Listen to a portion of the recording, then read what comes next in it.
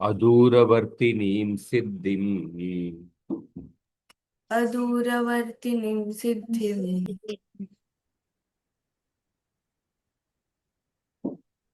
राजन् विगणयात्मनः राजन् राजन् विगणयात्मनः उपस्थितेयं कल्याणी उपस्थितेयं कल्याणी नाम्नि कीर्तित एव यत् नाम्नि कीर्तित एव यत् अदूरवर्तिनीं सिद्धिं राजन् विगणयात्मनः उपस्थितेयं कल्याणी नाम्नि कीर्तित एव यत्।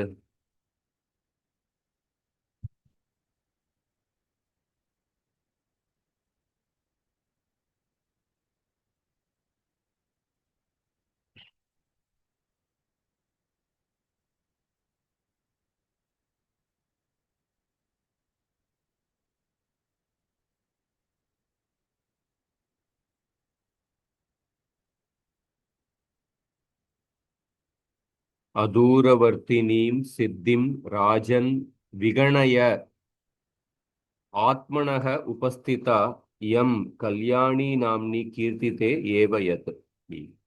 हे राजन्, आत्मनः सिद्धिं अदूरवर्तिनीं विगणय यदियं कल्याणी नाम्नि कीर्तते सती एव उपस्थिता। आप जो आपके मन में जो इच्छा है वे तुरंत पूर्ति होने वाला है, क्योंकि जैसे ही इस गाय के बारे में सोच रहे थे तुरंत वो गाय इधर आ गया। हे राजन, अदूरवर्तिनीम अदूरवर्तिनीम शीघ्र भाविनीम सिद्धिम मनोरथ पूर्तिम विगणय। लोट्लकार प्रथम प्रथम पुरुष एक वचन, चिंतय सॉरी मध्यम पुरुष एक वचन, इयम नंदिनीम उपस्थिता समीपे आगता कल्याणी मंगलमूर्ति नाम्नी कीर्तिते एव। यदा तस्याः नाम उक्तं तस्मिन् क्षणे एव, तस्याः नाम उक्तं तस्मिन् क्षणे एव, जब नंदिनी नाम बोले थे उसी समय ये नंदिनी गाय आ गया।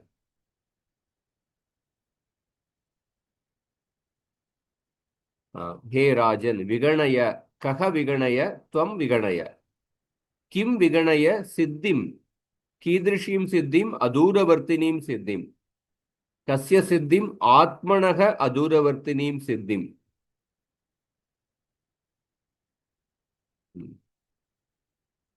त्वम् आत्मनः अदूरवर्तिनीं सिद्धिं विगणय।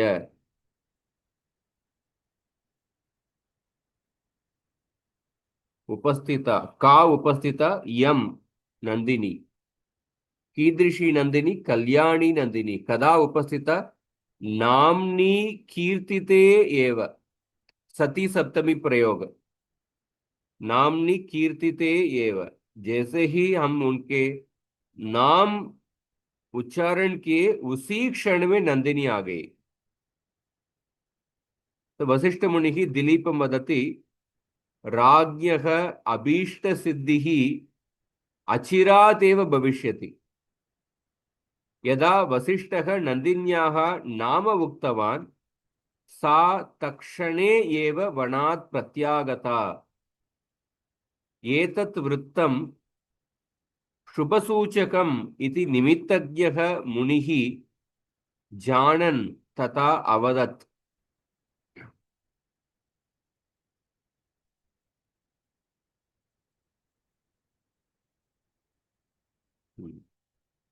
तो अदूरवर्तिनीम्, अदूरे वर्तते इति अदूरवर्तिनी।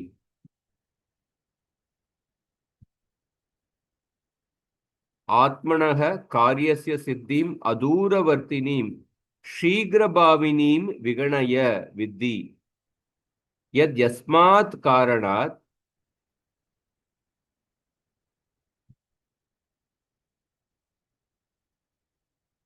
कल्याणी मंगलमूर्ति। हाँ, कल्याणी शब्द में नीप प्रत्यय है।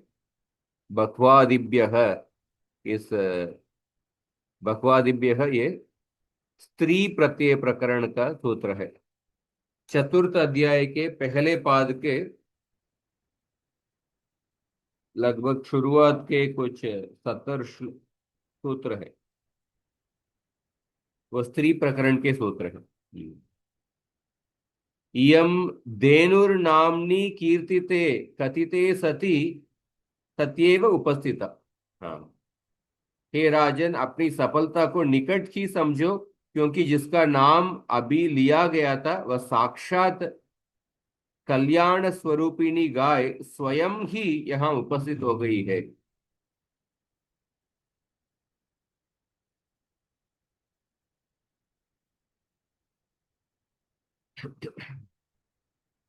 अदूरवर्तिनी वृत्त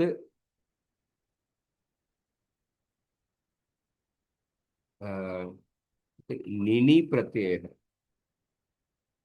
और नीप।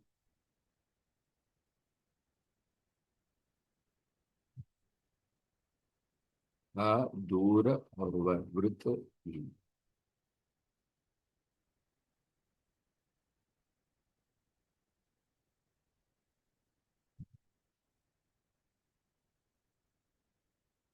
हे नृप, तव मनोरथः शीघ्रमेव सफलो भविता इति नूनम् अवगच्छ, यतः तव अन्वेष्टव्या इयं नन्दिनी नामोच्चारणमात्रेणेव मात्रमेव तव निकटे स्वयमेवागता इति सरलार्थः। ठीक है, अगले श्लोक। अदूरवर्तिनीं सिद्धिं राजन् विगणयात्मनः उपस्थितेयं कल्याणी नाम्नि कीर्तित एव यत् वन्यवृत्तिरिमां शश्वत् वन्यवृत्तिरिमां शश्वत् आत्मानुगमनेन गाम् आत्मानुगमनेन आत्मानुगमनेन गाम् विद्यामभ्यसनेनेव विद्यामभ्यसनेनेव प्रसादयितुमर्हसि। प्रसादयितुमर्हसि। वन्यवृत्तिरिमां शश्वदात्मानुगमनेन गाम् विद्याम् अभ्यसनेनेव प्रसादयितुमर्हसि।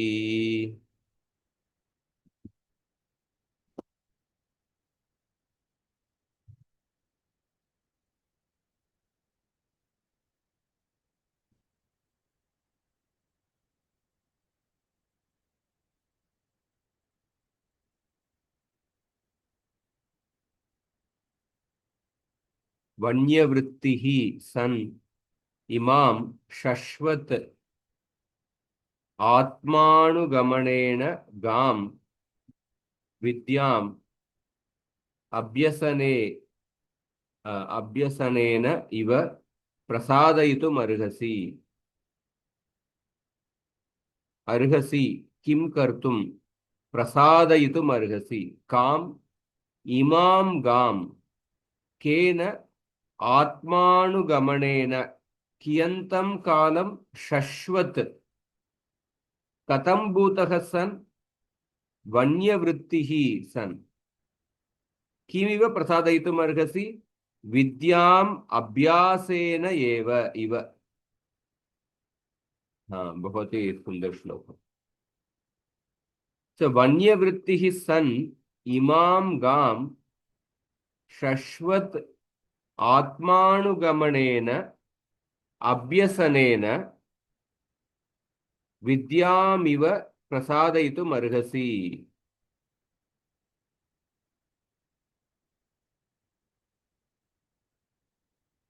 तो वन्यवृत्ति मतलब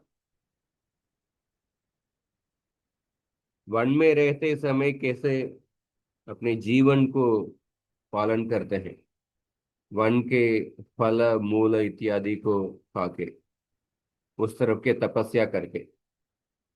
तो कंदमूलादिकं भुञ्जानः कुशशय्यायां शयानः च वन्यवृत्ति। वन में रहते समय एक एक व्यक्ति का जीवन शैली कैसे होता है, वही वन्यवृत्ति। इमाम पुरावर्तिनीम गाम देनुम शश्वत, शश्वत मतलब अविच्छिन्नतया, हमेशा के लिए, आप्रसादात, आत्मानुगमनेन, स्वस्य अनुसरणेन, अभ्यसनेन, अभ्यासेन, विद्यां शास्त्रम इव यथा प्रसादयितुं प्रसन्नां कर्तुम् अर्हसि योग्यो भवसि।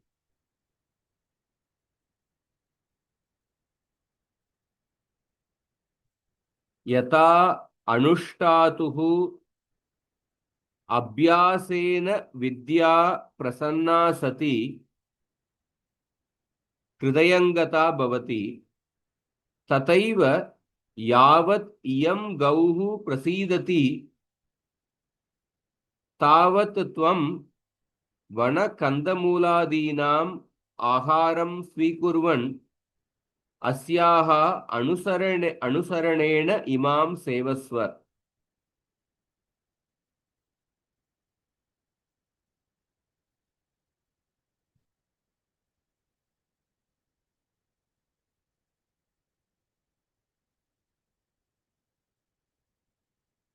यावत् इयं गौः प्रसीदति तावत् त्वं वनकन्दमूलादीनाम् आहारं स्वीकुर्वन् अस्याः अनुसरणेन इमां सेवस्व।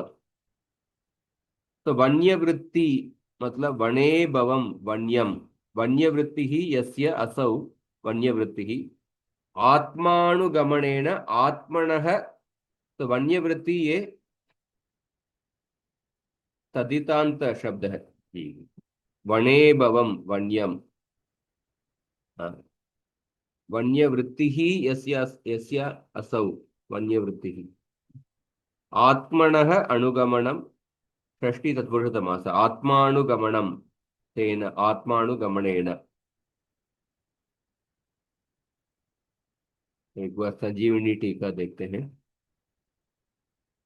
वन्यवृत्ति ही त्वम अभ्यासनेन विद्यामिव आत्मानुगमनेन इमां गाम शश्वत प्रसादयितुम् अर्हसि। वने भवं वन्यं कंदमूलादिकं वृत्तिराहारो यस्य तथाभूतः सन् इमां गाम शश्वत सदा आप्रसादात् अविच्छेदेन इत्यर्थः। कॉन्स्टेंटली, अविच्छेदेन, आत्मन आत्मनस्तव कर्तुः अनुगमनेन अनुसरणेन, आत्मनः तव कर्तुः अनुगमनेन अनुसरणेन।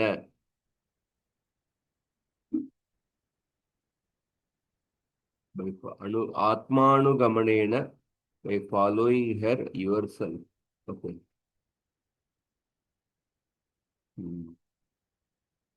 तो आत्मनः अनुगमनेन, अभ्यसनेन, अनुष्ठातुरभ्यासेन विद्यामिव प्रसादयितुं प्रसन्नां कर्तुमर्हसि।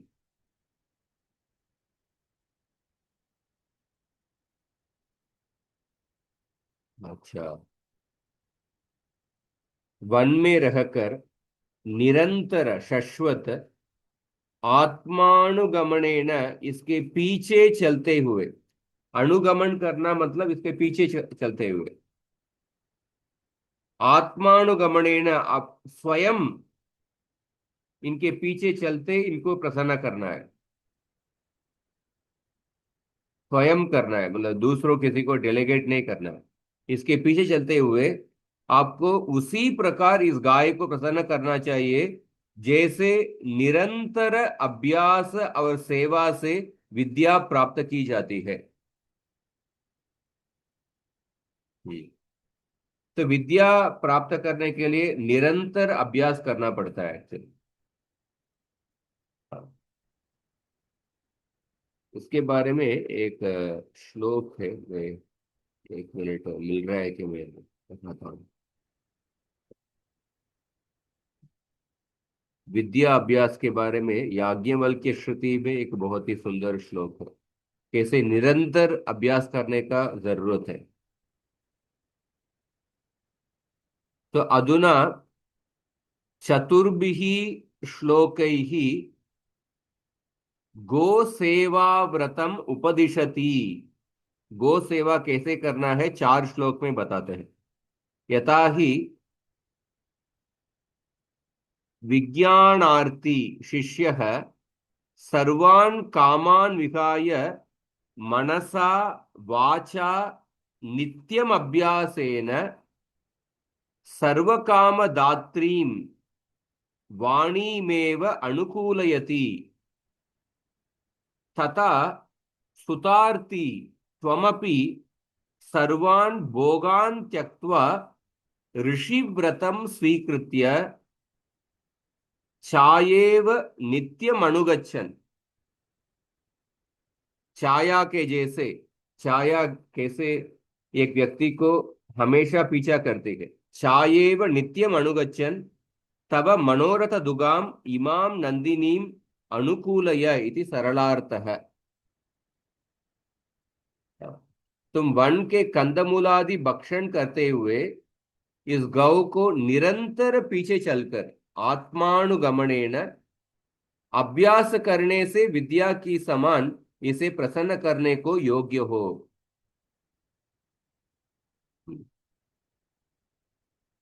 अभ्यसनेन अभि उपसर्ग असुधातु ल्युट् प्रत्यय प्रसादयुतुम, इधर निच प्रत्यय और तुमन प्रत्यय प्रसादयुतुम। एक मिनट।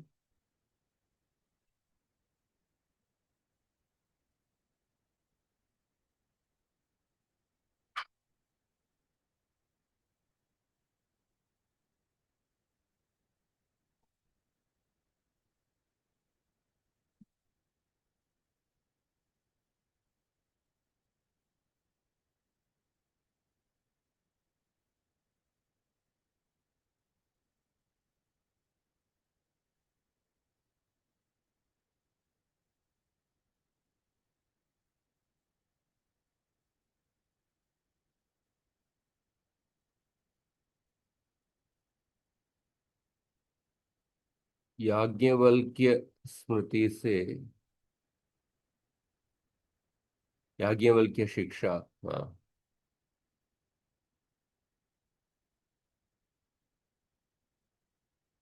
अच्छा वो श्लोक नहीं मिल रहा है। हम्म,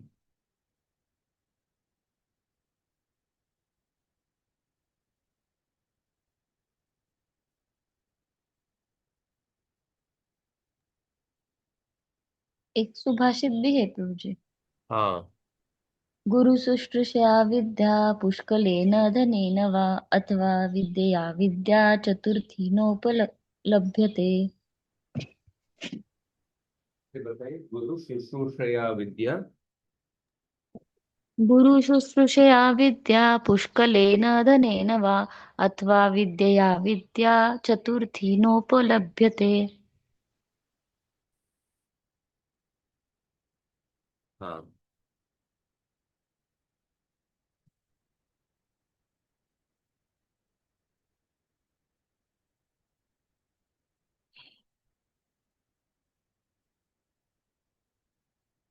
गुरु गुरु के शुश्रूषा करने से। और पुष्कलेण का अर्थ क्या है? पुष्कलेण। बहुत सारे धन देकर, हाँ। पुष्कलेन धनेन वा अथवा विद्यया विद्या, या तो खुद मतलब पढ़ाई करके स्वतः परिश्रम लेके विद्या या विद्या, अ, चतुर्थी नोपलभ्यते मतलब चौथा कुछ पर्याय नहीं है। हाँ, ये श्लोक, हाँ ये श्लोक में बताता हूँ एक मिनट। ये जो याज्ञवल्क्य की शिक्षा है बहुत ही सुंदर श्लोक।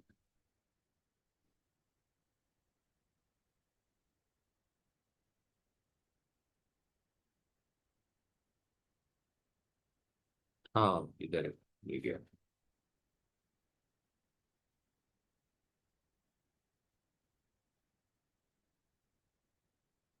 तो विद्या के बारे में, सुखार्थी चेत, ये श्लोक तो आप जानते होंगे। सुखार्थी चेत त्यजेत विद्याम, विद्यार्थी चेत त्यजेत सुखम, सुखिनस्तु कुतो विद्या, विद्यार्थिनी कुतः सुखम।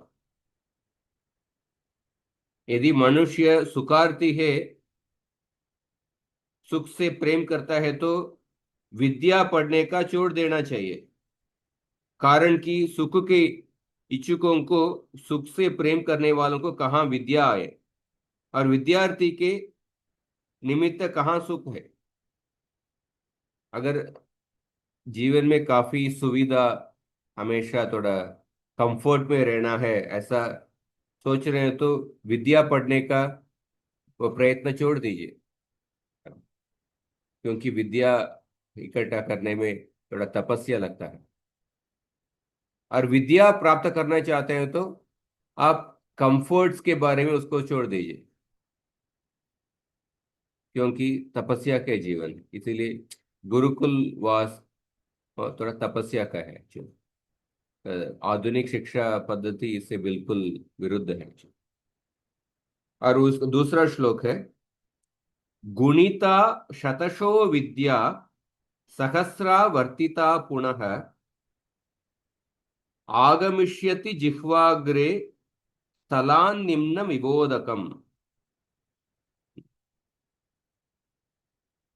विद्या 100 बार समझी हुई और सहस्र बार आवृत्ति पाठ करी हुई जिह्वाग्र पर ऐसे आ जाती है, जैसे समस्थल से नीचे स्थल पर जल आ जाता है। जल ऊपर से नीचे कैसे आता है, जैसे स्वाभाविक से जैसे आता है, उसी तरह जब विद्या को आप 100 बार पढ़ते हैं, 100 बार समझते हैं, और 1000 बार, बार बार जब अभ्यास करते हैं, उसके बाद वो जो विद्या आपके जिह्वा के अग्र में ऐसा तुरंत आ जाएगा। मतलब इसमें, हाँ, जैसे कि आपका एक सेकंड नेचर स्वाभाविक हो जाएगा। जैसे जल का स्वाभाविक गुण क्या है, ऊपर से नीचे जाना, ऊपर से नीचे बहना। इसी तरह विद्या आपको स्वाभाविक हो जाएगा कब, आपको गुणिता शतशो विद्या सहस्रावर्तिता पुनः, 1000 बार जब आवृत्ति करते हैं, रिपीट करते हैं, 100 बार समझते हैं, मतलब आपको बार बार आवृत्ति करना है। शतेन गुणिता याति सहस्रेण च तिष्ठति, शतानां च सहस्रेण प्रेत्य चेह च तिष्ठति। विद्या 100 बार समझने से आ जाती है, और सहस्र बार आवृत्ति करने से मन में ठहर जाती है। 1,00,000 बार आवृत्ति से तो इस श्लोक में मरने पर भी ठहर जाती है। तो 1,00,000 बार आपको समय नहीं मिल रहा है क्या? आ, समय मिलना थोड़ा कठिन रहेगा, पर इसका महत्वपूर्ण यह है कि हम विद्या को बार बार अभ्यास आवृत्ति करना है।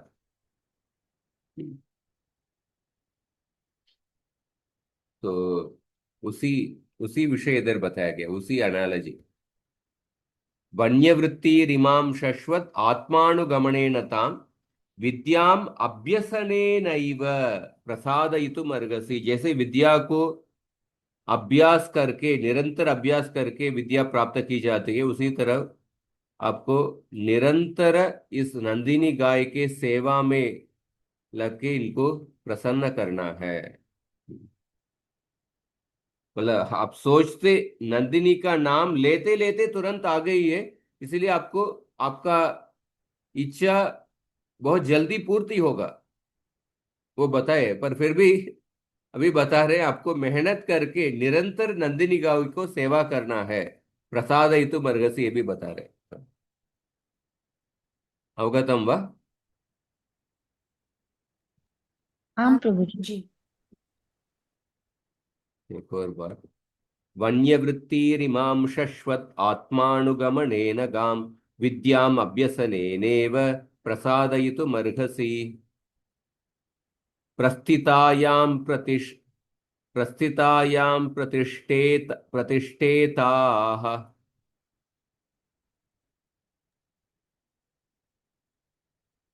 प्रस्थितायां प्रतिष्ठेथा हाँ। स्थितायां स्थितिमाचरेः। स्थितायां स्थितिमाचरे निषण्णायां निषीदास्याम् निषण्णायां निषीदास्यां पीताम्भसि पिबेरपः। पीताम्भसि पिबेरपः। प्रस्थितायां प्रतिष्ठेताः स्थितायां स्थितिमाचरेः। निषण्णायां निषीदास्यां पीताम्बसि पिबेरपः।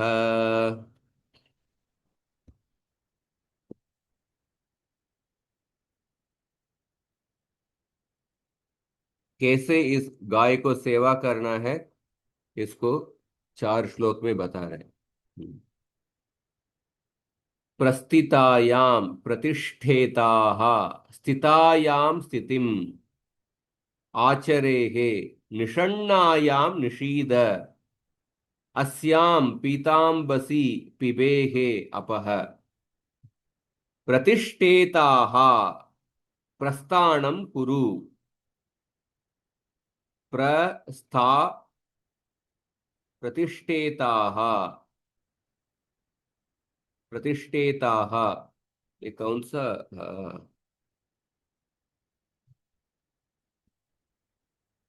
प्रतिष्ठेताः? लोट लकार मध्यम पुरुष एक वचन।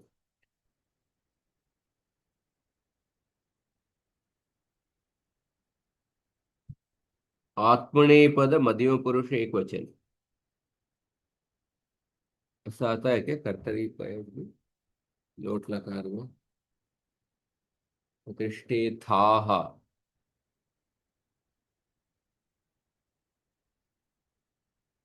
त आताम ज थास, ओके, तास आताम द्वम। ओके, हाँ। प्रतिष्ठेताः प्रस्थानं कुरु। प्रतिष्ठते आत्मनेपदी विधिलिंग मध्यम पुरुष एक वचन। ओके, नॉट लोट लकार, विधिलिंग। आत्मनेपदी विधिलिंग मध्यम पुरुष एक वचन।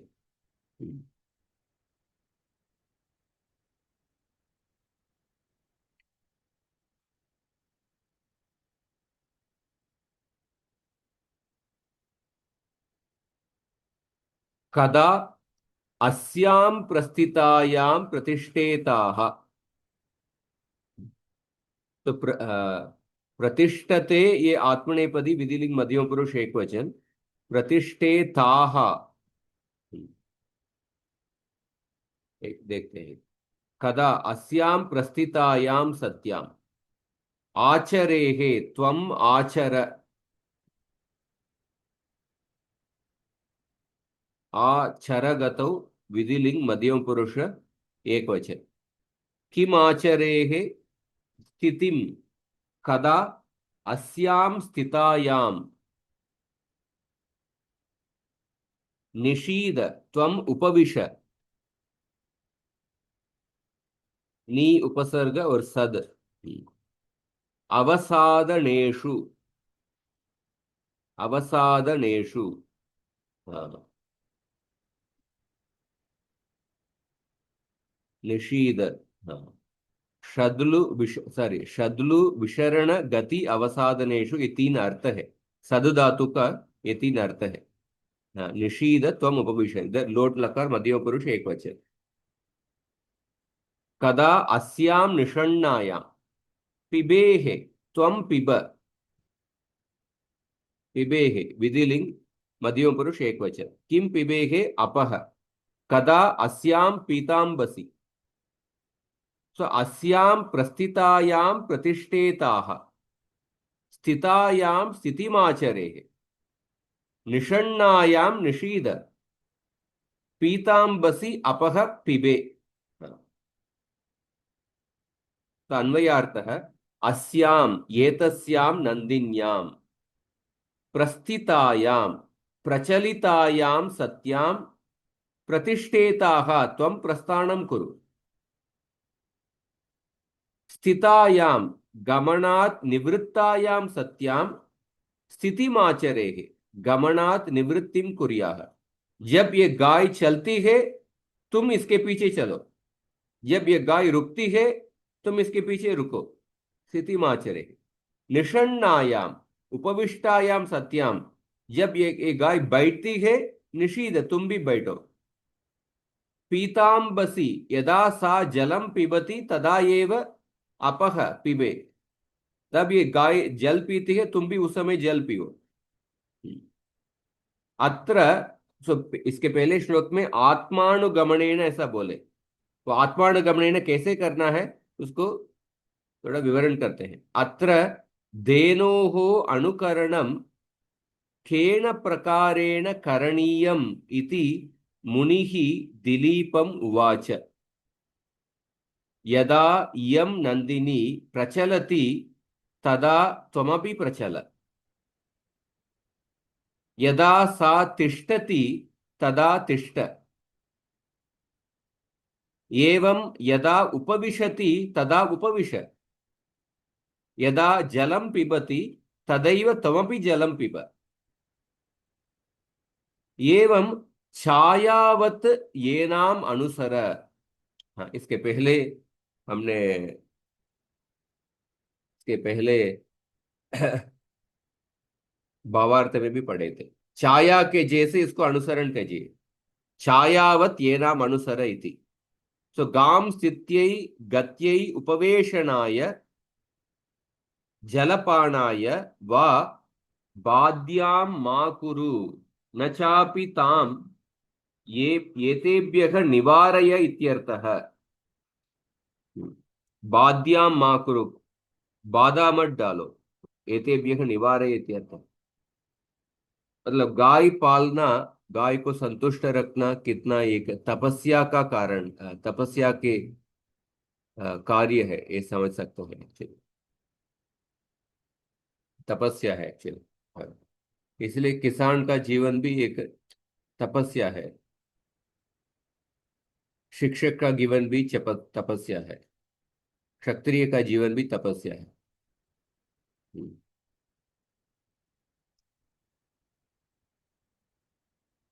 सो अपह, अप स्त्रीलिंग, ये नित्य स्त्रीलिंग है। नित्य बहुवचन में रहेगा अप शब्द, एक वचन द्विवचन तो कभी भी नहीं होगा, नित्य बहुवचन शब्द।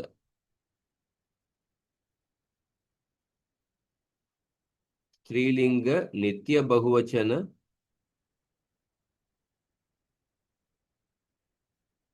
क्या द्वि अ, क्या द्वि द्वि क्या लिखेगा, अंबसी, अंबस नपुंसकलिंग एक वचन, अच्छा द्वितीय विभक्ति, हाँ अपह सप्तमी विभक्ति अंबसी। निषण्णा नी सद धातु त प्रत्यय। तो कभी देखिए जब निष्ठा प्रत्यय में त प्रत्यय में ये तकार का नकार आदेश हो जाता है, देखिए निषण्णा।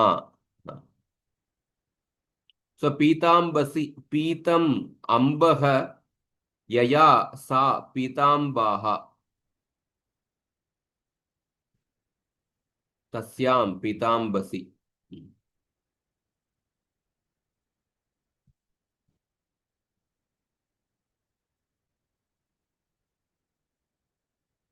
अस्यां नन्दिन्यां प्रस्थितायां प्रतिष्ठेताः प्रयाहि समवप्रविभ्यः स्तः। समवप्रविभ्यः स्तः, ये सूत्र क्या है? इति आत्मनेपदम। Okay okay. ये प्रथम अध्याय के तृतीय पाद, ये आत्मनेपद प्रकरण है। इसमें सम अव प्र वि उपसर्गात् स्था धातोः आत्मनेपदस्य प्रत्ययाः भवन्ति। हाँ, तो इधर प्र उपस्थित उपसर्ग है, इसलिए स्था धातु का आत्मनेपद प्रत्यय होता है। सो स्था गतिनिवृत्तौ अयं धातुः वस्तुतः परस्मैपदी अस्ति, परन्तु सम अव प्र वि एतेभ्यः परस्य स्था धातोः आत्मनेपदस्य प्रत्ययाः भवन्ति। यथा संतिष्ठते, अवतिष्ठते, प्रतिष्ठते, हाँ, वितिष्ठते, हाँ, वार्तिकम् आङ्गः प्रतिज्ञायाम् उपसंख्यानं प्रतिज्ञां करोति अस्मिन् अर्थे आङ् स्था इत्यस्य आत्मनेपदं भवति। यथा शब्दम् आतिष्ठेऽहम्, अहं यं शब्दम् उक्तवान् तावदेव अनुसरामि इति प्रतिज्ञां करोमि इत्यर्थः। तो इधर हमने प्र उपसर्ग का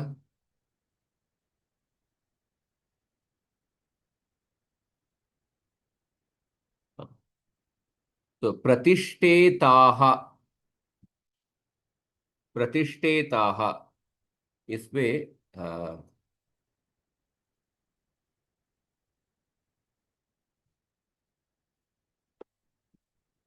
धातु पाठ एक है।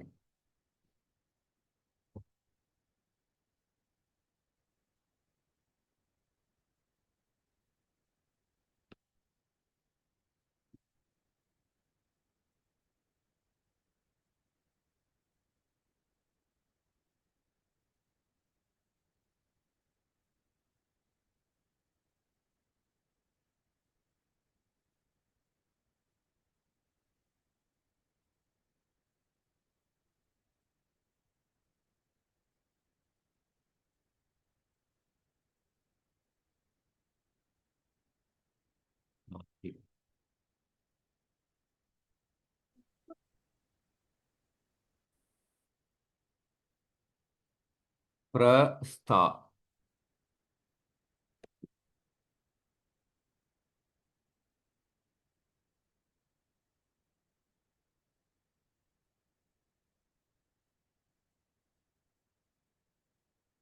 प्रतिष्ठेताः,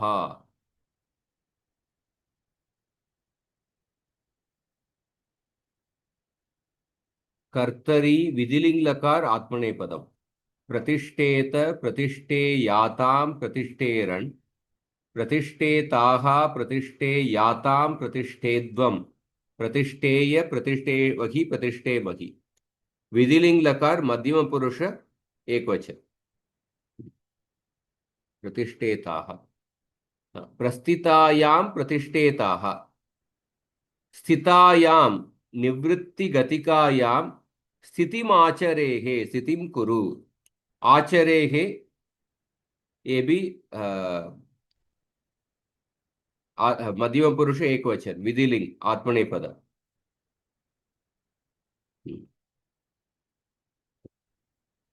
उसका भी एक बार देखते हैं।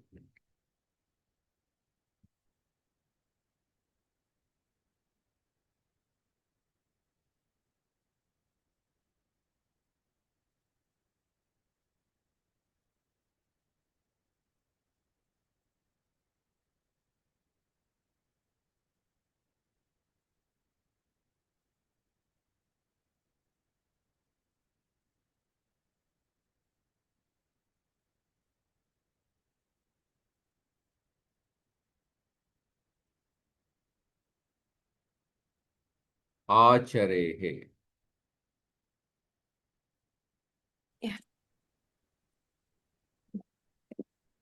हरे कृष्ण माता जी। दंडवत प्रणाम।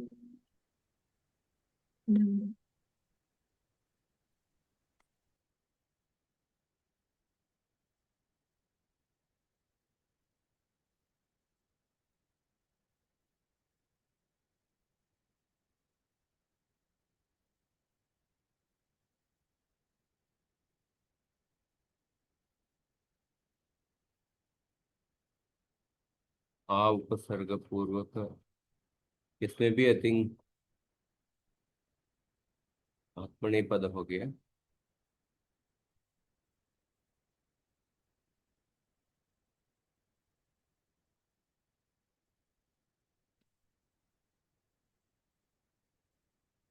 आत्मने परस्मैपदे है। आचरेः परस्मैपदी ही है। आचरेत आचरेताम आचरेयुः, आचरेः आचरेतम आचरेत। आंग उपसर्ग चर लिंग सिप प्रत्यय, ये कौन सा गण का है? शप विकर्ण प्रत्यय।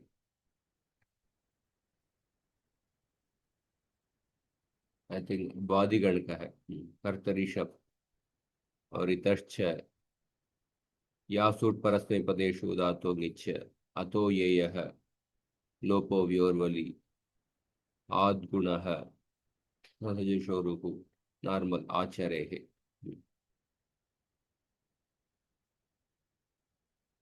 हाँ, निषण्णायाम उपविष्टायाम निषीद उपविश। तो विधिलिंग लकार के प्रयोग देखिए। प्रतिष्ठेताः ये आत्मनेपदी, आचरेः, निषीद और पिबेः। हाँ, पीता पीतमंबो यया तस्याम पीतांबसी सत्याम अपह पिबेः। हाँ, पिब।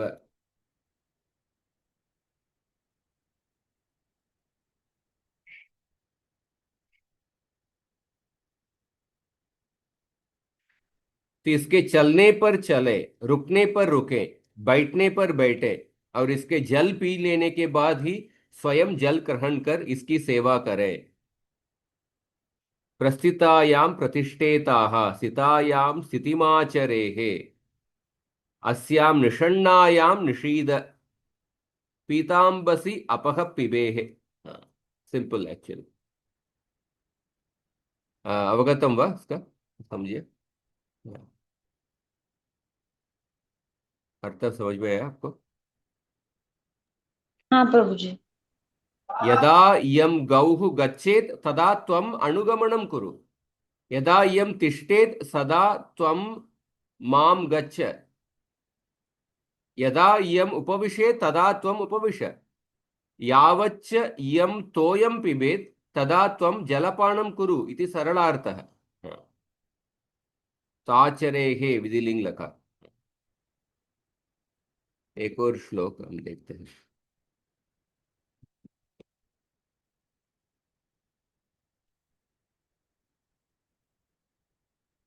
ये हम अभी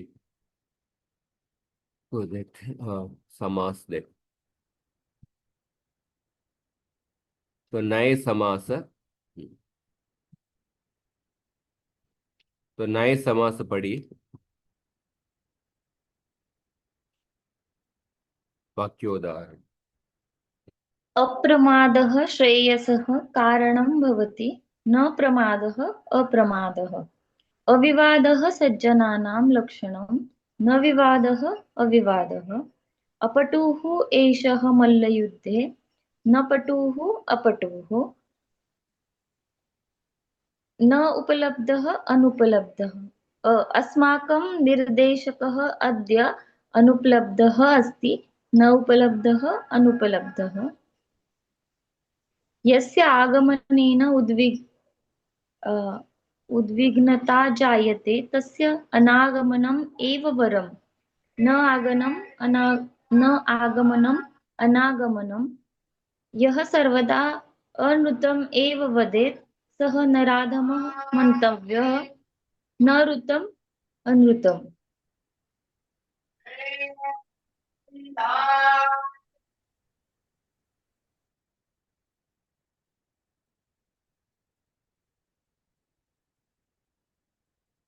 यः सर्वदा अनृतमेव वदेत् सः नराधमः मन्तव्यः। न ऋतम, न आगमनम अनागमनम, न उपलब्धः अनुपलब्धः। इसमें देखिए, जब शब्द अच से प्रारंभ होता है, जो नकार का अण अण ऐसा बदल जाता है। उपलब्ध है, ये अजादी शब्द है, इसीलिए अण आपको जोड़ना है। अनुपलब्ध है, अनृतम, अनागमनम। जब शब्द हलादी शब्द है, पटुहु, केवल आ आएगा, अपटुहु। विवादः अविवादः, प्रमादः अप्रमादः। तो पूर्व पदम न, उत्तर पदम सुबंतम। उदाहरणानि असंदेहः, न संदेहः। समासे न इति न प्रयुज्यते, तस्य स्थाने अकार अथवा अण इति च प्रयुज्यते। तो न के स्थान में आ या अण आ जाता है। न इति निपातस्य समर्थेन सुबन्तेन सह समासः भवति। यदि तत् सुबन्तं व्यञ्जनादि भवति तर्हि न इत्यस्य स्थाने अ इति प्रयुज्यते। उदाहरणं यथा न संदेहः असंदेहः। यदि सुबन्तं स्वरादि तर्हि न इत्यस्य स्थाने अन् इति प्रयुज्यते। उदाहरणं यथा न अश्वः अनश्वः। सिंपल है, हाँ? न विद्वांसः अविद्वांसः, न उपस्थिता अनुपस्थिता, न समीचीनम् असमीचीनं, न आर्यः अनार्यः, न ईहा अनीहा, न ज्ञः अज्ञः, न ईश्वरः अनीश्वरः, न औत्सुक्यम् अनौत्सुक्यम्, न आशा अनाशा, न अद्यतनम् अनद्यतनम्। यत्र न इति दृश्यते तत्र सर्वत्र नैत् तत्पुरुष समासः इति न मन्तव्यम्। तत्र कदाचित् बहुव्रीहिः अव्ययीभावो अपि संभवति। अव्ययीभावो वापि संभवति। यथा आदणाः सदणाः सन्तु इत्यत्र आदणाः इति बहुव्रीहिः समासः नास्ति। धनं यस्य इति तत्र विग्रहः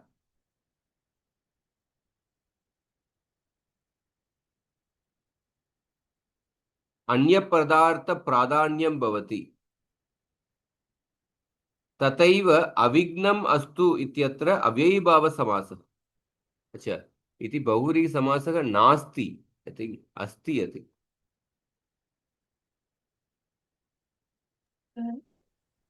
नास्ति धनं अच्छा, यस्य ओके ओके ओके, हाँ। इति बहुव्रीहि समासः, नास्ति धनं यस्य इति तत्र विग्रहः।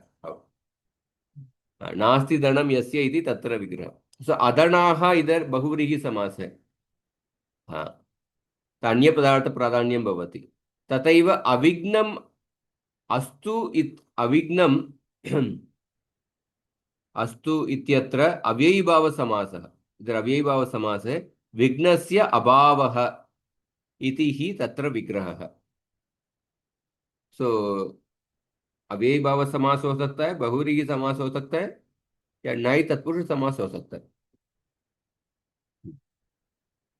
ये नए समास है। उसके बाद खू समास।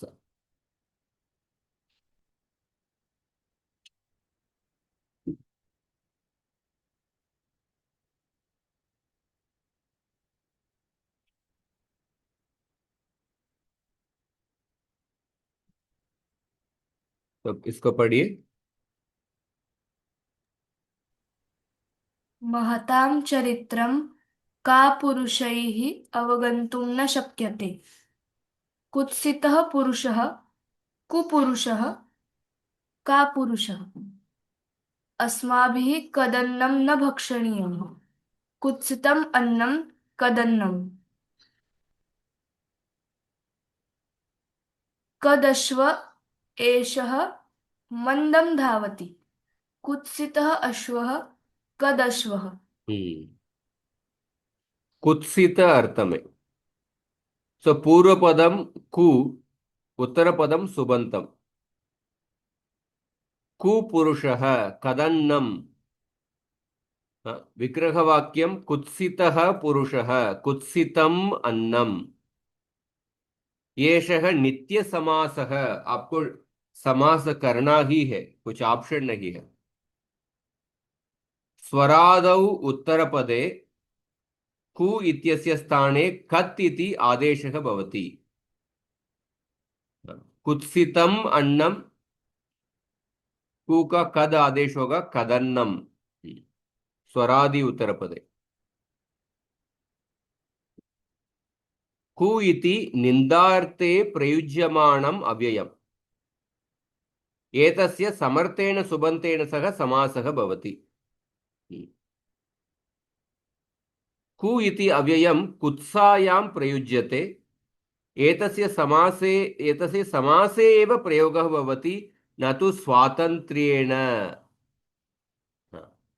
समास में ही इसका प्रयोजन यथा कुत्सितः अश्वः इत्यर्थे कुहु अश्वः इति प्रयोगः न भवति विग्रह वाक्य आपको कुत्सितः अश्व ऐसा ही करना पड़ेगा समासे तु कदश्वः इति भवति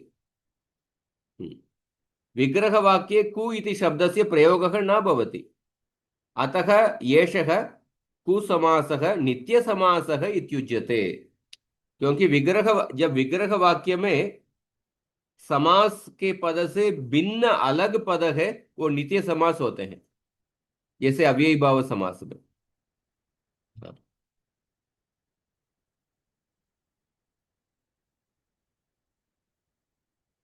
अवगतम वा आम प्रभुजी। तो बाकी उदाहरण देखिए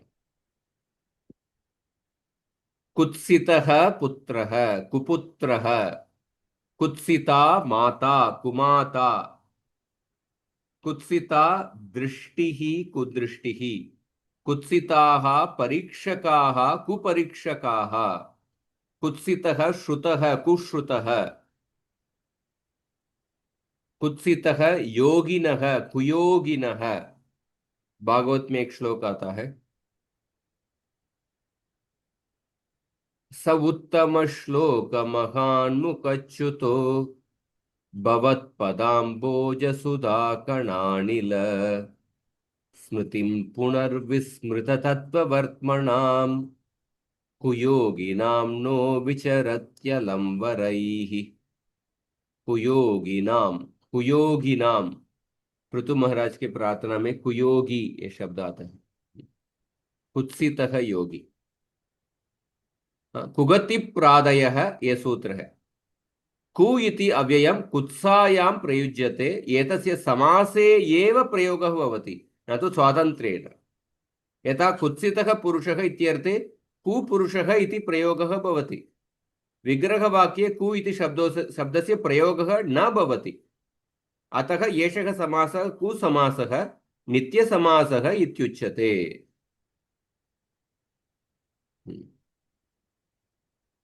उसके बाद देखिए गति समास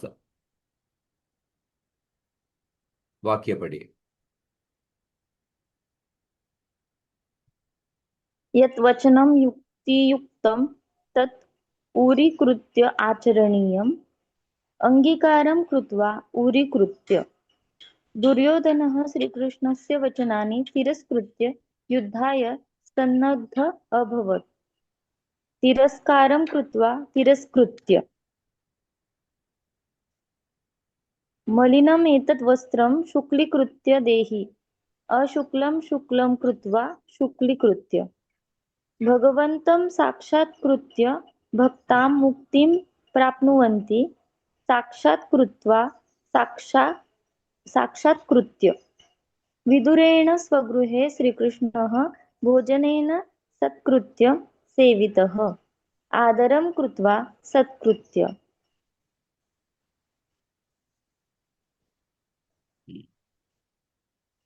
गति समास देखिए। सो अंगीकारं कृत्वा उरीकृत्य तिरस्कारं कृत्वा तिरस्कृत्य। तो पूर्वपदम गतिसंज्ञकाः शब्दाः। गति एक संज्ञा है, गति संज्ञक शब्द पूर्व पद। उत्तर पदम समर्थक शब्द है। तो समास हमेशा समर्थ शब्दों के बीच में ही होता है। तो समास के सबसे पहले सूत्र क्या है? समर्थ पदविधि ही। इससे शुरू होता है। सबसे पहले सूत्र अधिकार सूत्र समर्थ पदविधि ही। उरीकृत्य तिरस्कृत्य शुक्लीकृत्य साक्षात्कृत्य अंगीकारं कृत्वा तिरस्कारं कृत्वा अशुक्लं शुक्लं कृत्वा साक्षात् कृत्वा, ये भी नित्य समास है।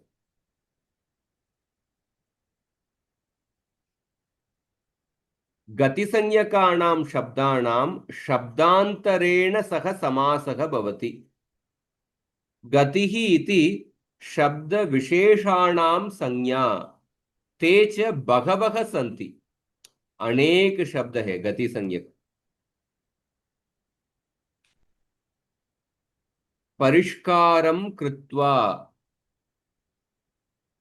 अलंकृत्य पुरस्कारं कृत्वा पुरस्कृत्य तिरोदानं प्राप्य अस्तंगत्य मनसि कृत्वा मनस्कृत्य आदरं कृत्वा सत्कृत्य।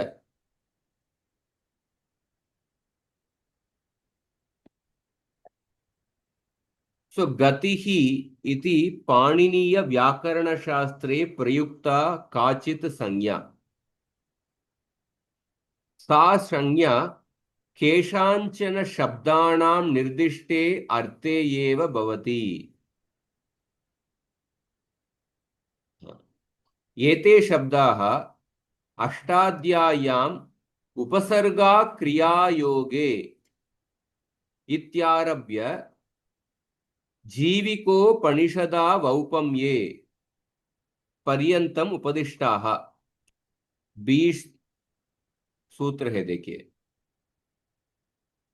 एक बार देखते हैं।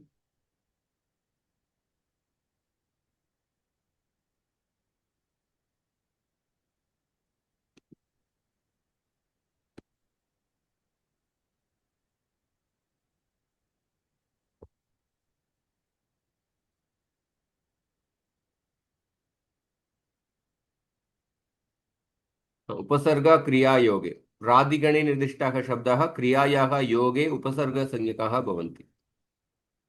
प्रादिगणस्य गतिश्च प्रादिगणस्य शब्दाः क्रियायोगे गतिसंज्ञकाः भवन्ति। तो अष्टाध्याय्यां गतिश्च इत्यस्मात् आरभ्य जीविकोपनिषदा वौपम्ये इति यावत्सु सूत्रेषु पाठितानां शब्दानां गतिः इति व्याकरणविशिष्टा संज्ञा दत्ता वर्तते। अस्मिन् प्रकरणे विद्यमानम् इदं प्रथमं सूत्रम्।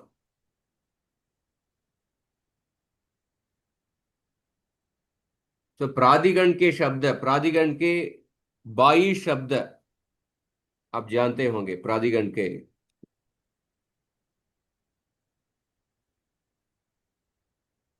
उपसर्ग शब्दाः। ये जो प्रादिगण के शब्द है, हाँ 22 शब्द है। प्र हाँ परा अप सम अणु अव हाँ। निस निर दुस दुर वी आंग नी अधि अपि अति सु उद अभि प्रति परि उप। इन प्रादिगण के शब्द को क्रिया के योग में जब करते हैं उसको उपसर्ग संज्ञा मिलता है, उसी को गति संज्ञा भी मिलता है। प्रादिगण से शब्दाः क्रिया योगे गति संज्ञकाः अपि भवन्ति।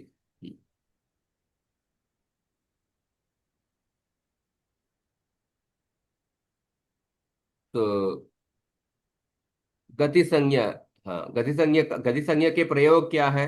अलग अलग प्रयोग है। कुगति प्रादय है, ये सूत्र में प्रयोग है।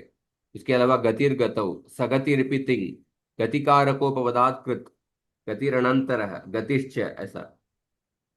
तो अन्य सूत्र देखिए, ऊर्यादि ऊर्या ऊर्यादि ऊर्यादिच्वि डाचश्च, ऊर्यादिगणस्य शब्दाः, च्वी प्रत्यान्त शब्दाः तथा डाच् प्रत्यान्त शब्दाः क्रियायोगे गतिसंज्ञकाः भवन्ति। ऊरीकृत्य, शुक्लीकृत्य, पटपटाकृत्य, ये सब पढ़ना पड़ेगा। यस्मात् पर अनुकरणं चाणिति परम, यस्मात् परः इति शब्दः नास्ति, तादृशस्य अनुकरणवाचि शब्दस्य क्रियायोगे गतिसंज्ञा भवति।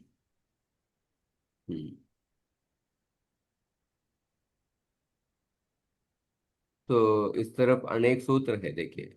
आदरा नादरयोः सदसति भूषणेलम अंतर परिग्रहे कर्णे मनसि श्रद्धा प्रतीगाते पुरोव्ययम् अस्तं च अच्छ गत्यर्थवदेषु अदोनुपदेशे तिरोन्तर्दौ विभाषा क्रियी उपाजेन वाजे साक्षात् प्रभृतीनि च अनत्याधान उरसि मनसि मध्ये पदे निवचने च नित्यं हस्ते पाणा उपयमने प्राद्वम बंधने जीविको पनिषदा वौपम, ये सब गति संज्ञक के सूत्र है। ये सब आपको दिखाने के लिए कहा। तो उपसर्गा क्रिया योग से आरंभ करके जीविको पनिषदा वौपगम्ये पर्यंतम उपदिष्टाः। यदा एते गति संज्ञकाः शब्दाः पूर्वपदानि भवन्ति तदा समासः नित्यसमासः भवति। एतेष हाँ,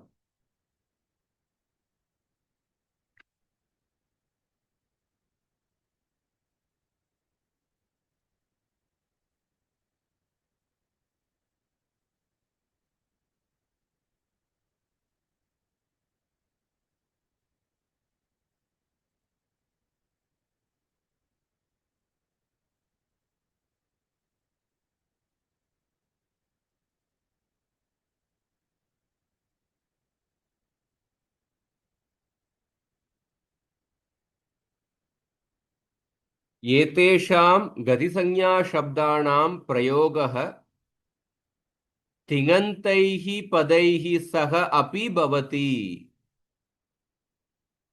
तत्रापि धातोः अव्यवधानेन पूर्वम् एतेषां प्रयोगः करणीयः इति नियमः अस्ति। तो तिङन्त पद से भी हो सकता है और धातु के बिना व्यवधान से पूर्व करना पड़ता है। यथा आविर्भवति, तिरस्करोति, आवी तिरस, ये सब ये उपसर्ग नहीं है, गति संज्ञक है।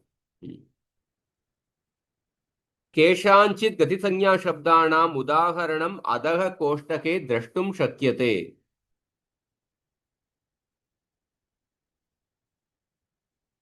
So pradayah kriya yoge in association with an action. व्याग्रह, Uri शब्द अंगीकारः इस अर्थ में, उरीकृत्य, उररीकृत्य, अनुकरण शब्दः, पटपटाकृत्य, मेकिंग अ साउंड,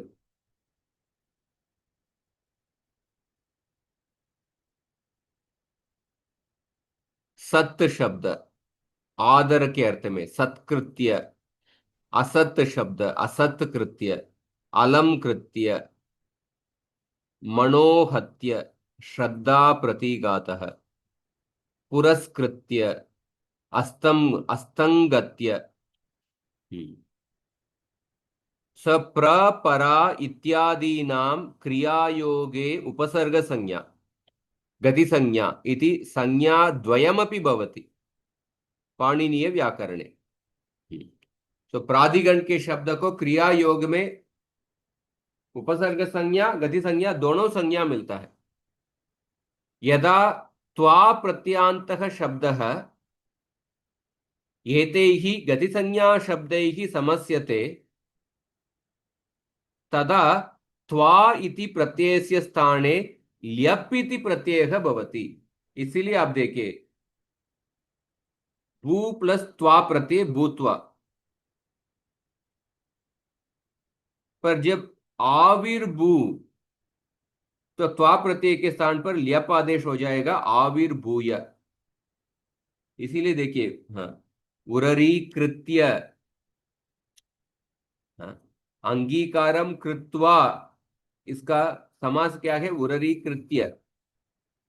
त्वा प्रत्यय का ल्यप आदेश हो गया।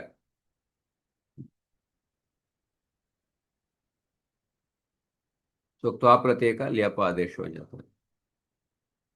तो कुगति प्रादय है थोड़ा तो गति समास, गति एक संज्ञा है। गति संज्ञा 20 सूत्रों में बताया गया है। पूर्व पद गति संज्ञा का शब्द है और उत्तर पद समर्थ शब्द है। त्वा प्रत्यय का ल्यप आदेश हो जाता है।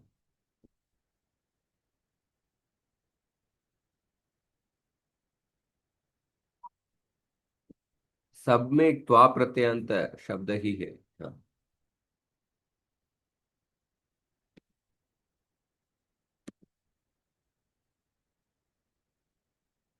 ठीक है, अवगतम वा? आम प्रभु जी।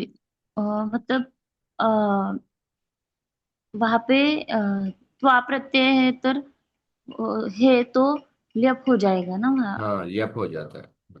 हम्म। समासे नैपूर्वो तो ल्यप, ये सूत्र है। ये देखिए, त्वा का ल्यप होने का सूत्र क्या है? समासे अणैपूर्वे तो ल्यप। समास में नए से भिन्न,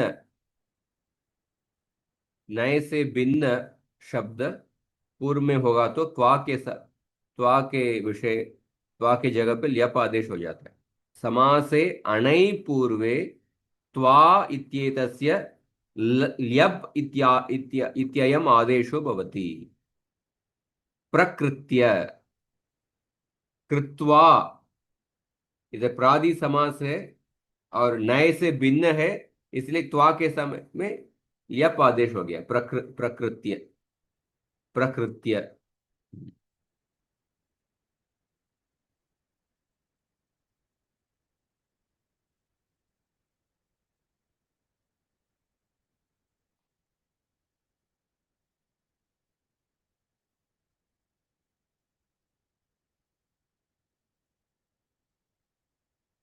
तो प्रादि समास देखिए,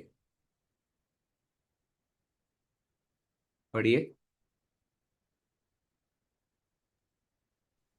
ते एव सुजनाः ये परेषाम् उपकारं कुर्वन्ति। शोभनः जनः सुजनः। ये तु आत्मसुखाय परेषां हिंसनं कुर्वन्ति ते दुर्जनाः। दुराचारः जनः दुर्जनः। अस्माकं विद्यालयस्य प्राचार्यः बहुश्रुतः प्रगतः आचार्यः प्राचार्यः। अतिवेलैः तरङ्गैः भीताः जनाः प्रदेशान्तरं प्रस्थिताः। अतिक्रान्तः वेलाम् अतिवेलः। वालिना युद्धेषु अभिमुखस्य जनस्य बलार्धम् अर्ह्यता। अभिगतः मुखम् अभिमुख। हम्म, इधर भी हाँ, इसको हम अगली बार देखेंगे। प्रादि समास और उपपद समास अगले अगले कक्षा में तत्पुरुष समास समाप्त हो जाएगा।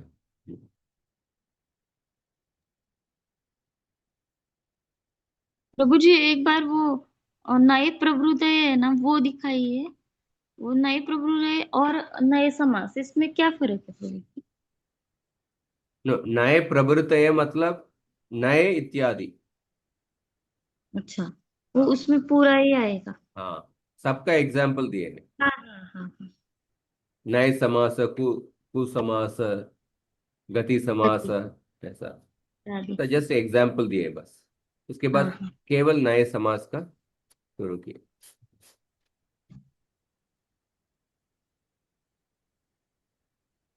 ठीक है। प्रभु जी, अ, समर्थ शब्द मतलब?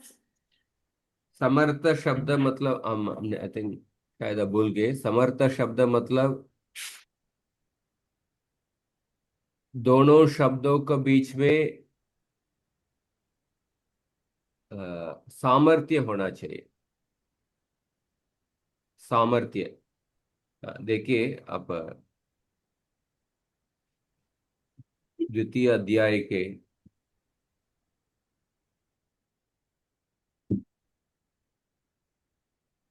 समर्थ पदविधि की सबसे पहला सूत्र है 2.1.1, ये अधिकार सूत्र है। व्याकरण शास्त्रे उक्तः पदविधि पदविधि समर्थानां विषये एव भवति। व्याकरण शास्त्र दो पद के बीच में जब सामर्थ्य है उसके बीच में ही पदविधि होगा। हाँ? सामर्थ्य मतलब related to each other.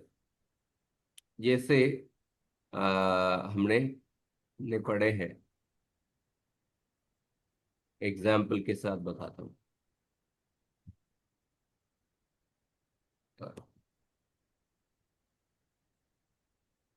No, चल।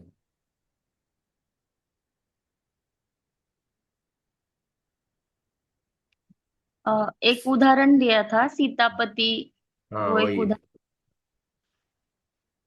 इसमें देखिए सामर्थ्य। हाँ,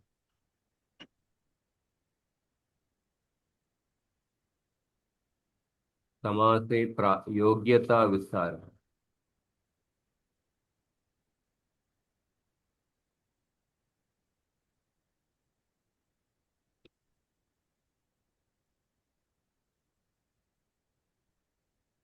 कंडीशंस फॉर समास निमित्तानि। समर्थन करा। हाँ, ये देखिए समर्थानि पदानि। समर्थानां पदानां मध्ये एव समासः भवति। पदानां परस्परान्वयः यदि भवति तर्हि तानि पदानि समर्थानि इति उच्यते। परस्पर अन्वय होना चाहिए। सीतायाः पतिः इत्यत्र द्वयोः पदयोः परस्परान्वये सति एव समासः भवति। सीतायाः पतिः, दोनों के बीच में सामर्थ्य है। कैसे जान सकते हैं, सामर्थ्य का परीक्षा कैसे कर सकते हैं? तो जब प्रश्न पूछते हैं सीतायाः पतिः कस्य पतिः, उसका क्या उत्तर आता है? सीता सीतायाः पतिः। सीतायाः कः, ऐसा प्रश्न पूछेंगे तो क्या उत्तर आएगा? पति ही, ऐसा उत्तर आएगा। मतलब दोनों प्रश्न का उत्तर दूसरा शब्द आता है। द्वौ प्रश्नौ करणीयौ सीतायाः कः इति कस्याः पतिः इति च। तदा यदि सीतायाः कः इति प्रश्नस्य पतिः इति उत्तरं लभ्यते, कस्याः इति प्रश्नस्य सीतायाः इति उत्तरं लभ्यते, तदा तयोः मध्ये सामर्थ्यम् अस्ति इति ज्ञायते। हाँ। जहां पे सामर्थ्य नहीं है उसका उदाहरण क्या है? एवं च यदि द्वयोः पदयोः प्रश्ने कृते ते द्वे पदे एव परस्परस्य उत्तरे भवतः तर्हि तयोः पदयोः मध्ये सामर्थ्यम् अस्ति इति निर्णयः कर्तुं शक्यते। प्रश्न पूछते समय वो दो ही पद ही उत्तर में आना चाहिए, तो वो सामर्थ्य है ऐसा समझ सकते हैं। यदि दूसरा उदाहरण देखें, यदि पुत्रः सीतायाः पतिः राधायाः, हाँ, इस वाक्य में देखिए सीतायाः और पति की के बीच में सामर्थ्य है क्या? सीतायाः कः, इसका उत्तर क्या आएगा? पुत्र। पुत्र है। सो पति नहीं आएगा। हाँ, कस्याः पतिः, इसका उत्तर क्या आएगा? राधायाः। राधायाः। तो इधर इस वाक्य में सीतायाः और पति के बीच में सामर्थ्य नहीं है। तो इधर सीतायाः पति का आप सीता पति इस वाक्य में ऐसा समास नहीं कर सकते क्योंकि सामर्थ्य नहीं है। तो पहले वाक्य में कर सकते हैं। समझ में आया?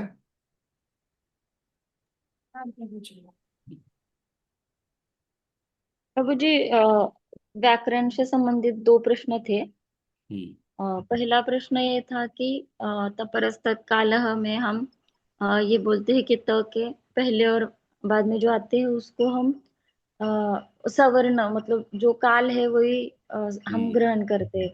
तो अत हम्म। में सिर्फ हम अ लेते हैं। हम्म। पर आद्गुण ये जो संज्ञा है हम्म। उसमें सूत्र में अ और आ दोनों दिए हैं, तो वो एक पूछना था। केवल आद गुण है। हाँ, अदें गुण में। आदेंग गुण में अत है तो वहां पे सिर्फ हाँ। यूज कर रहे हैं। पर आद्गुण जो सूत्र है तो वहां पे अ और आ दोनों दिए हैं, तो वो कैसे?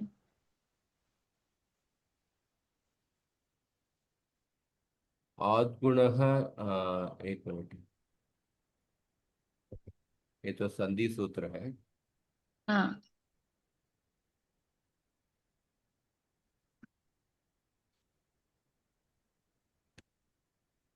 अवर्णात् अकारात और आकारात। अच्वर्णे परे संहितायां पूर्वपरयोः एकः गुणादेशः भवति। च आत् गुणः अचि परे अणुवृत्ति।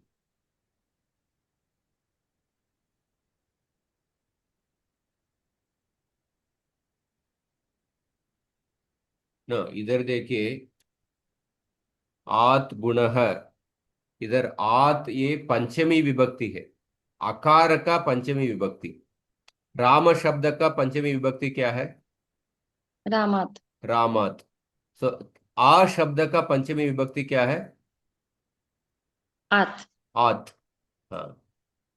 तो प्रभु सो जी ये अच्छा, आ का है। आ का हाँ, नहीं, अ शब्द का पंचमी आत है। और अत में जो शब्द है वो सिर्फ ये इंडिकेट करता है ऐसे। अवर्णात् अच्वर्णे परे संहितायां पूर्वपरयोः एकः गुणादेशः भवति। अवर्णात् संहितायां अकारात् या आकारात् संहितायां स्वरः विद्यते। तो अवर्णात्, इधर ये अवर्णात्, आवर्ण के बाद में ये पूर्व निमित्त है। तो इधर तपरस्तत् कालस्य ये नहीं लेना चाहिए। अणुलित सवर्ण से चा प्रत्यय है, यही लेना चाहिए। अविधीयमान अण सवर्णों को ग्रहण करता है, अविधीयमान अण। हाँ। ठीक है सो प्रभु जी। इसीलिए अ आकार हाँ का हाँ सवर्णों को भी हम ग्रहण कर रहे हैं। हाँ हाँ, तपरस्तत् बरोबर। कालस्य। उसमें अत है और अ का जो है पंचमी वो आत है, अभी समझ में आया तो। हम्म। और दूसरा प्रश्न ये है, जो गुण संधि है उसमें हम स्थानांतरतम ये सूत्र यूज करते हैं।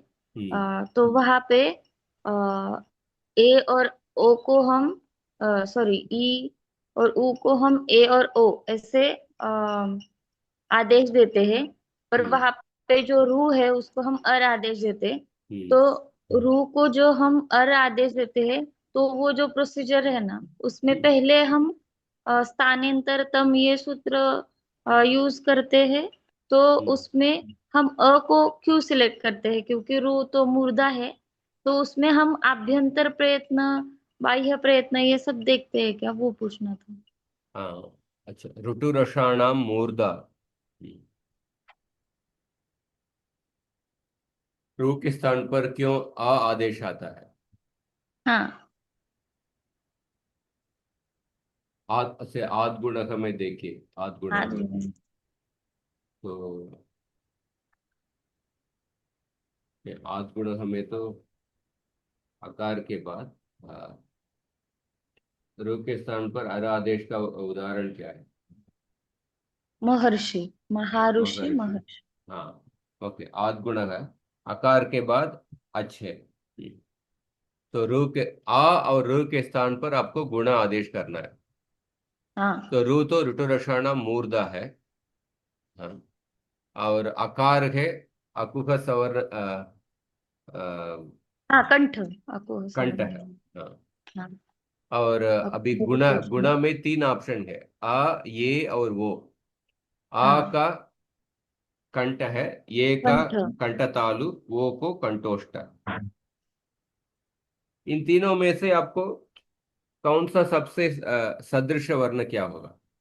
आप देखिए, अगर ये और वो को सेलेक्ट करेंगे तो कंठ तालु और कंठोष्ठ ज्यादा डिस्टेंट हो जाता है ना, तालु वोष्ठ। कंठ तालु कंठोष्ठ थोड़ा ज्यादा डिस्टेंट हो जाता है। हम्म। अब देखिए, हाँ, आ का कंठ है, र का मूर्धा है। हम्म। आपको तीनों में से एक सेलेक्ट करना है, आ, ये और वो। आ का कंठ, कंठ, कंठ, कंठ तालु कंठोष्ठ। तो इनमें से अगर कंठ तालु और कंठोष्ठ सेलेक्ट करेंगे तो कंठ तालु और कंठ तालु सपोज चूज कीजिए। कंठ तालु हम्म। मतलब ये को ये करेंगे तो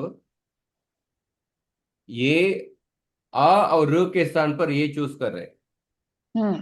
तो कंठ और मूर्धा के स्थान पर कंठ तालु। हम्म। हाँ, पर इसके कंपैरिजन से कंठ और मूर्धा के स्थान पर कंठ, दो कौन सा काफी क्लोज है, सदृशतम मतलब सबसे सिमिलर। कंठ और मूर्धा के स्थान पर कंठ तालु एक एक ऑप्शन है, या दूसरा ऑप्शन है कंठ और मूर्धा के स्थान पर केवल कंठ। तो केवल कंठ ऑप्शन में और थोड़ा क्लोज है ना, क्योंकि कंठ तालु में एक और तालु दोनों से भिन्न है, थोड़ा और थोड़ा डिस्टेंट हो जाता है। हाँ, पर वो मतलब डिसीजन हम कैसे लेते हैं, क्लोज है वो? क्योंकि कंठ तालु, हाँ, देखिए, कंठ तालु और कंठ के बीच में कितना डिफरेंस है, और कंठ तालु और कंठ के बीच में कितना डिफरेंस है। कंठ तालु और कंठ के बीच में, और कंठ और कंठ के बीच में, कंठ और कंठ के बीच में जो डिफरेंस है वो एक ही है एक्चुअली। तो कंठ तालु और कंठ के बीच में जो डिफरेंस है उसे कम है। हम्म। कंठ तालु और मूर्धा के बीच में कितना डिफरेंस है, और कंठ और मूर्धा के बीच में कितना डिफरेंस है। कंठ तालु और मूर्धा, हाँ, कंठ और तालु दो है और मूर्धा है, थोड़ा डिफरेंस ज्यादा है। केवल कंठ और मूर्धा, इसके बीच में डिफरेंस कम है, एक ही डिफरेंस है एक्चुअली, केवल कंठ और मूर्धा। और कंठ तालु और मूर्धा, हाँ, तो ज्यादा डिफरेंस है। तो इसीलिए हम केवल कंठ का ही ये लेंगे। आपको समझ में आ रहा है? हाँ, हाँ प्रभु जी। और वो डिसीजन मतलब अभी भी सदृशतम इतना। वर्ण, सदृशतम वर्ण जिसमें कम डिफरेंसेस है, हाँ हाँ। कम डिफरेंसेस है वो सदृशतम। कंठ तालु और मूर्धा और कंठ और मूर्धा, इनमें से कम डिफरेंसेस किस में होगा? कंठ कंठ। और मूर्धा में। इसलिए बोल रहे हैं अच्छा। कंठोष्टम और मूर्धा, और कंठ और मूर्धा, कम डिफरेंसेस किस में होगा? कंठ और मूर्धा कंठ। के बीच में। कंठ ही होगा। इसलिए कंठ। प्रभु जी। ठीक है। हाँ यही था। और जब ये निर्णय होता है उसके बाद वुरन रफर फिर हम यूज करते हैं। हाँ, ठीक। मुझे लगा कि रूह सामने आया है के सामने, तो डायरेक्टली उरण रपर हम यूज करते हैं या फिर उसके पहले हम स्थानांतरतम यूज करते, वो एक बार मुझे समझना था। स्थानांतरतम से शुरू करना है, उसके बाद वर्ण रपर है। व के हाँ स्थान पर जब अण अण आदेश होता है उस समय रपर करना पड़ेगा। ठीक है। ठीक है। हरे कृष्ण कृष्ण कृष्ण हरे हरे।